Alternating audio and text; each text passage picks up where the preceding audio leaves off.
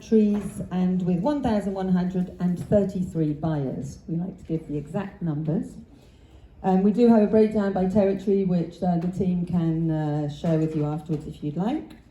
There's a significant concentration of activity in one place at one time. We certainly have seen a lot of busy people, which can, of course, only be a catalyst for the international market overall.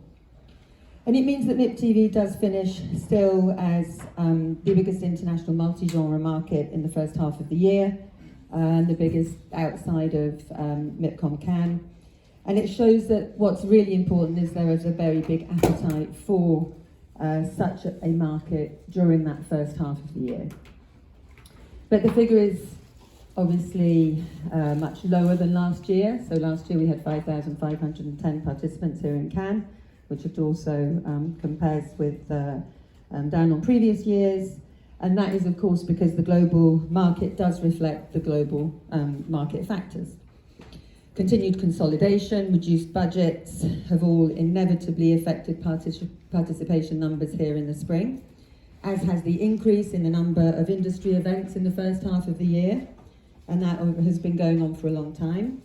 So change is needed, and that's why we've taken action. The action is obviously to bring the curtain down on MIPTV and to launch a new event, MIP London, which will help to serve the appetite in that first half of the year and to alleviate the industry events calendar. I'll come to the thinking and the detail on MIP London shortly, but it will be a completely different market to MIPTV in format and size. So it's never been just a case of playing around with the dates or of relocating MIPTV, which has always been intrinsically linked and tied to Cannes.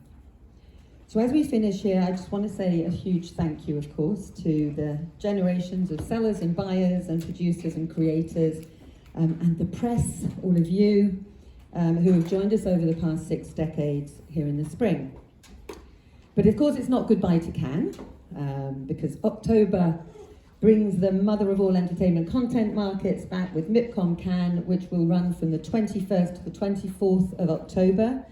The dates for 2025 are already locked in for the 13th to the 16th of October, 13th to the 16th, just to make sure everyone gets that, for 2025. So as well as being the biggest, the feedback that we hear repeatedly from clients is that MIPCOM Cannes is the most important and the most impactful event in the industry calendar. And MIPCOM Cannes is the flagship for us and for the industry, and we take our responsibility to deliver on that promise very seriously.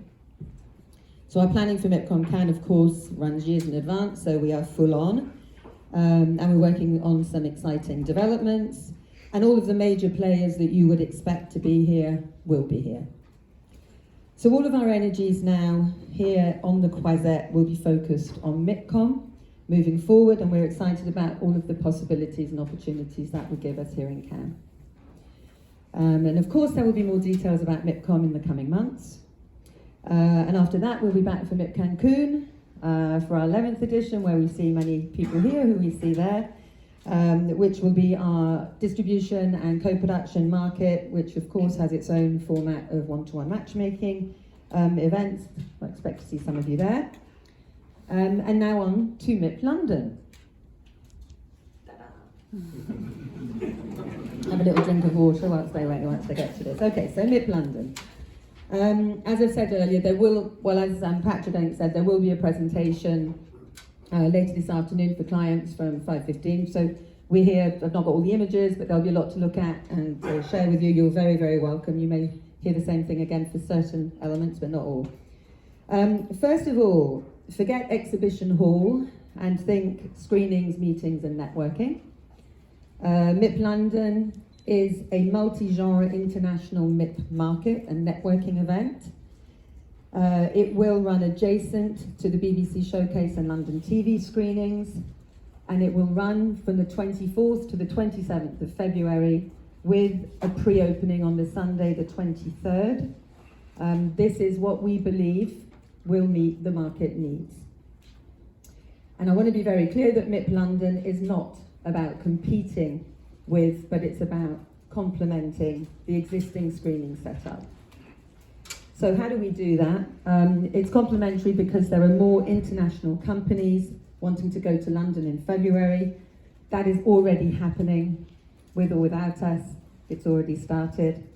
But many do not have a base or event support in London, and so we can help provide a one-stop solution rather than them having to organise everything on their own.